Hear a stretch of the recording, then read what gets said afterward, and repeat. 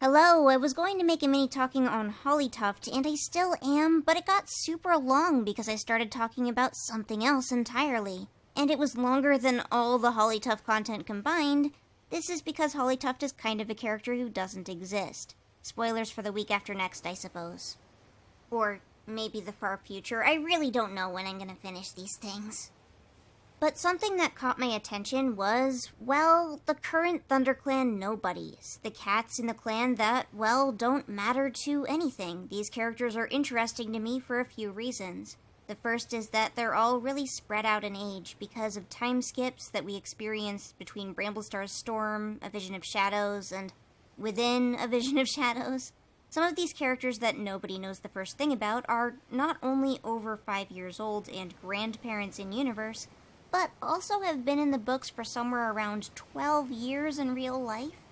Characters a chunk of people have just never heard of, like Do-Knows, have technically been in the books since Vicky first named Do-Kit in The Last Hope.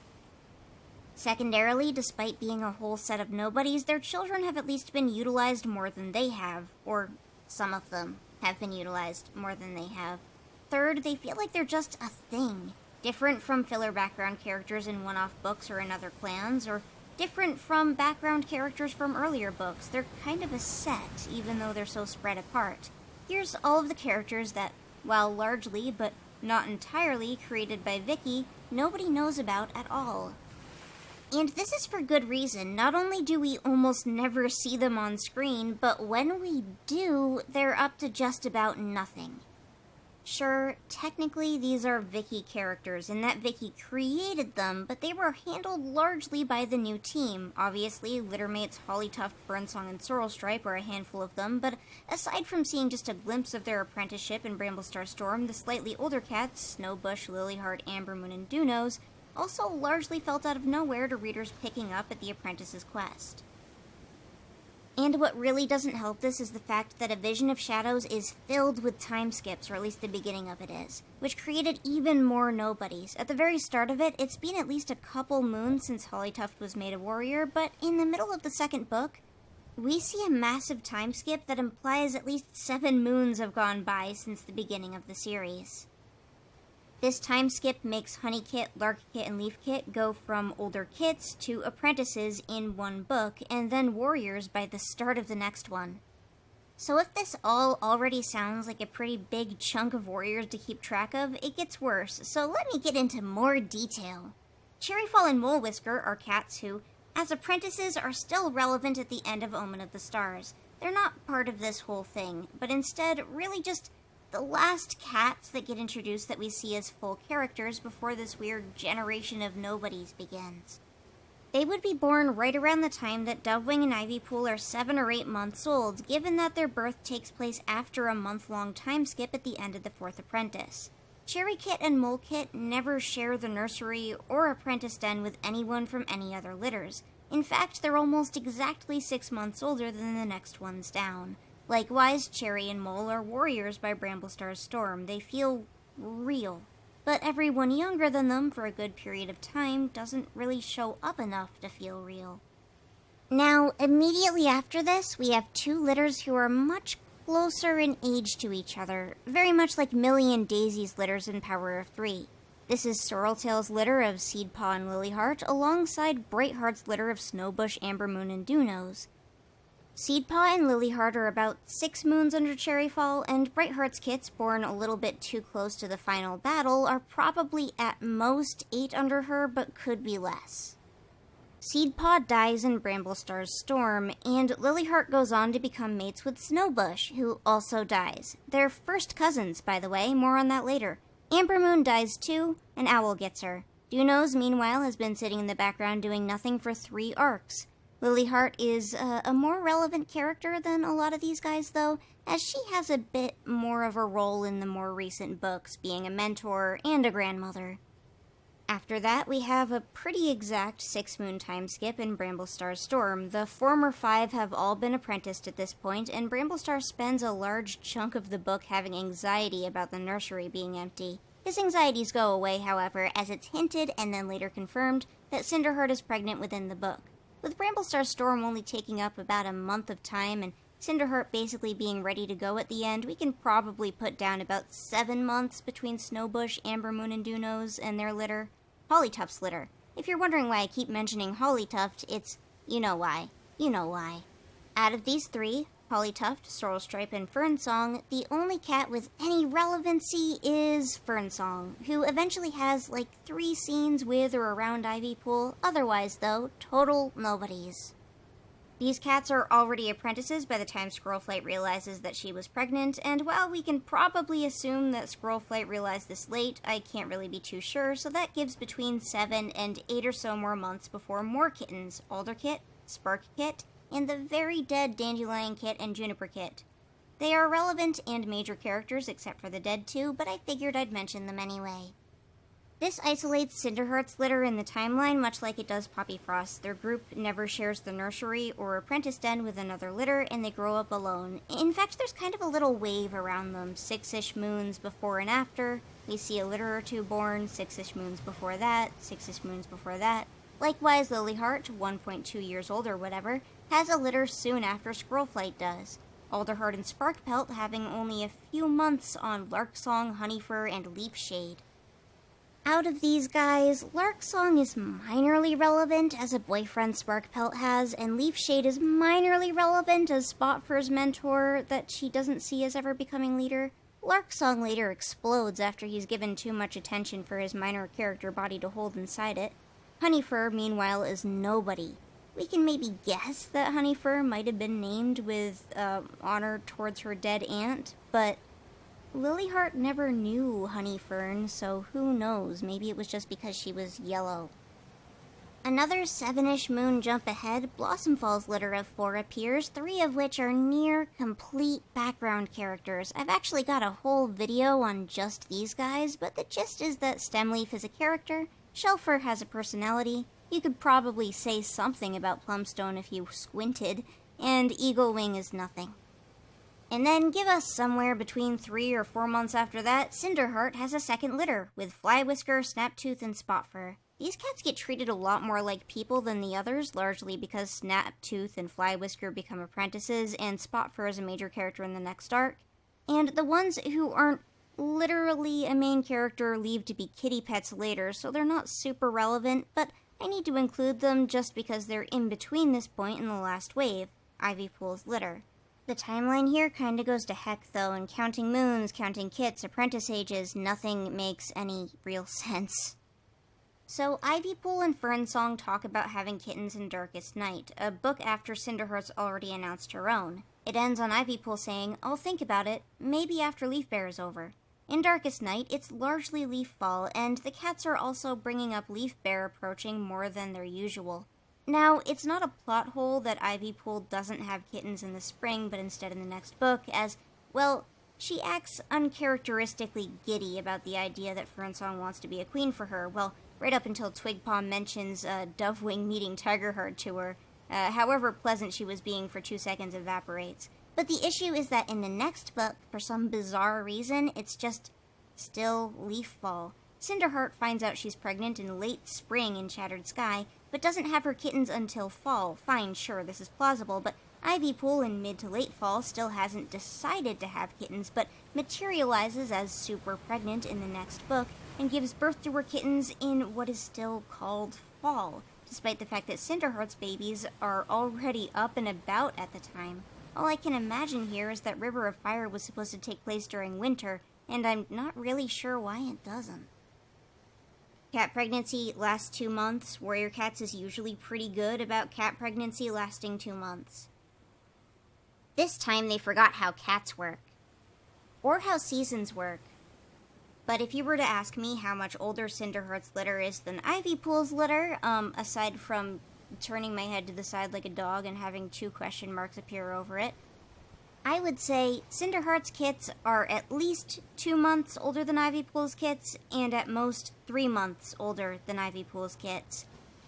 This is probably the right answer, as Spotfur is a warrior before Flipclaw and Thriftier are made a warrior by a pretty significant amount. Brish doesn't really count for the warrior thing because she speedran her apprenticeship somehow. Another thing to note is how old Bristlekit is compared to Spotpaw. which we don't have an exact estimation on, but there's kind of an implication there in Spotfur's novella. Either way, this litter gives us at least one weird background character, Bristlefrost's sister Thriftier. Bristlefrost, obviously, is a main character, and Flipclaw is utilized as a silly, sort of weird guy over and over again in the Broken Code and Greystripe's vow. He's a strange little man. But Thriftier, largely, nobody. But after this point, the new kits in the clan are kind of being used for things. Both Sparkpelt's litter and Sorrelstripe's litter are small and pretty relevant overall. The kitten Spotfur ends up having somehow show up more in the last few books than a lot of these other cats ever have shown up. But the real question here, more than anything, is why do we need all these guys? Okay, hold on, let me back up a few steps. What I mean is, why do we need all of these guys from the same litters who do nothing? I don't really mind the allegiances being big, and I don't really want to make the impression that I think that they should have less cats in the clan or anything. These guys are just all the same guy. Honestly, as a kid, I kind of had the impression that these clans were a lot bigger than they were letting on, especially with the first series not listing every single cat who lived in any given clan. So however big these clans are, I don't care. But who are these guys? Sure, you can look at characters from the 3rd and 4th series and go, these could have probably been consolidated. But, say, let's take all of those Power of 3 apprentices who existed alongside Jay, Holly, and Lion. Mousepaw, Hazelpaw, Berrypaw, Poppypaw, Cinderpaw, Honeypaw, and then later Icepaw and Foxpaw. They felt alive somewhat. These later guys, meanwhile, feel mandatory, or tacked on in comparison to a lot of those earlier large casts. First thing is just how many of them live. Out of the ones I just listed off, Hazelpaw, Honeypaw, Berrypaw, Icepaw, and Foxpaw are all dead. That's over half. Exactly half if you don't want to count Berrynose, as he died much later. Meanwhile, here's the weird filler cats, but also their littermates that are slightly more important, but not counting the point of view characters. I know this seems kind of arbitrary, but it's my video and I do what I want. Out of the cats that I listed on screen, Ambermoon, Snowbush, Seedpaw, Larksong, and Stemleaf died, and Snaptooth and Flywhisker left to become kitty pets, which is basically dying. But also, a chunk of these, Seedpaw, Larksong, Stemleaf, and Flywhisker, were actually given characterization somewhat, and don't really count as to what bothers me so much about this large chunk of cats. This isn't a fair comparison, obviously, 3 litters in Power of 3 versus 7 litters that the new team has raised, but I feel like it's relevant as some of these characters are just worth so much individually. These cats not only haven't done as much as your average Power of 3 apprentice, they're also just kind of diluting ThunderClan, like adding a whole bunch of water to something that might otherwise be flavorful. They don't add any interest, and they're just more names to memorize, more names to filter through to find something relevant. The new team's habit of only killing off characters that are a little bit more interesting has kind of left ThunderClan with all of these not interesting characters. Imagine Warrior Cats gets a new writing team and I have to call them the new team. Oh, wait, no, I've got it. If that happens, we're gonna call them New Team Heartstar. But there's another kind of concerning problem. They're all related. Having all these extra cats is doing nothing for the genetic diversity of ThunderClan, like it might if this was planned out a little differently. Brightheart's litter and Sorreltail's litter are first cousins. Likewise, Larksong, Leafshade, and Honeyfur, being Snowbush and Lilyheart's babies, are children of those cousins. Cinderheart is also a cousin to these litters, well, in Lilyheart's case, her sister, and her kittens are also obviously related to the rest of them.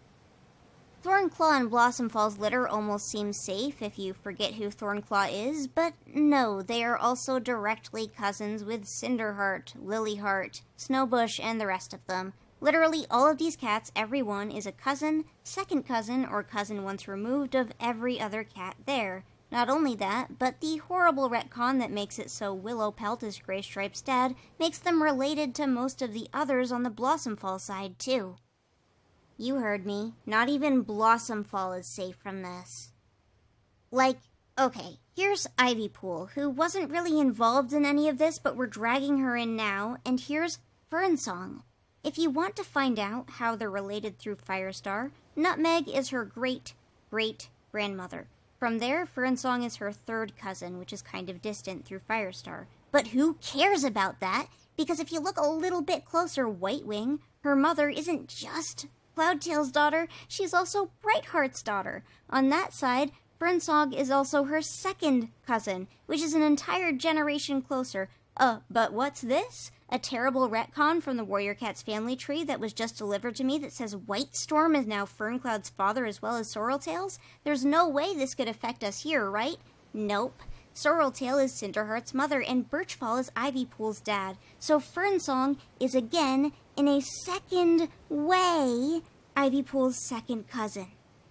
To be fair to Ivypool, she is no Lilyheart and Snowbush, or a Dunose and a Sorrelstripe, or any number of these other worse situations, but she's doing pretty bad and her children have no options.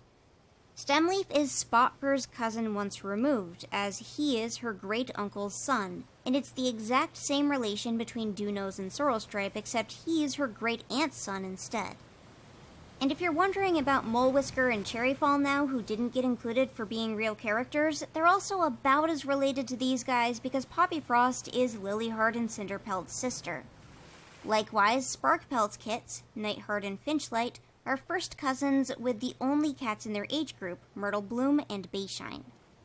Shelfer and Nightheart both brought in mates from the outside, and if ThunderClan cares at all about its genetic diversity, it should probably keep this up, as there's almost nothing they can do in ThunderClan to make a not-related straight pairing that helps? I dare you to come up with one in the comments that isn't totally bizarre. Sure, we have Stormcloud and Mousewhisker, who are unrelated to and could hypothetically date any of these she-cats, but their kittens would just be cousins to a large chunk of the existing cats again. What I'm saying is that Fernstripe should leave Shelfer and go for Stormcloud. So we've got like 7 litters, and all of them are super closely related because of either this litter here or this litter here, and none of the cats in them do anything, and a chunk of these cats are bizarrely immortal because they're not important enough for the team to kill off. Which is strange because we keep getting characters who are important to the main characters dying a bit unceremoniously, or at least last arc. Not that they haven't thinned their numbers at least a little, but what is Honeyfur doing that 10 other cats in ThunderClan can't right now? What is Honeyfur accomplishing besides making confused kids go, "Wait, I thought Honeyfern died"? I can't tell Leafshade and Sorrelstripe apart. I'm always confusing one for the other, except every so often I remember Leafshade was briefly given an ounce of character in Spotfur's novella and go, ah yes, Leafshade, she's the not Sorrelstripe one. I want them to be people and to develop, but at the same time they're all so similar with interchangeable backgrounds and personalities. Cats like Flipclaw and Spotfur, who were relevant in the main series and had big personalities there, are outliers in a group that otherwise includes a dozen nobodies. And on some level, I like these nobodies. In a these blank slates we've got in ThunderClan would be kinda interesting if somebody did something with them sort of way. And I don't really want them to die either, I just want them to, well, get better? Become people? I don't know how possible that is when there's so few of them that have any sort of unique trait. But who's going to care about a guy like Eaglewing when Spotfur is right there? But, this won't stop me, I guess. From trying to pull some semblance of personality from them, I mean. So join me soon for a hollytuft video.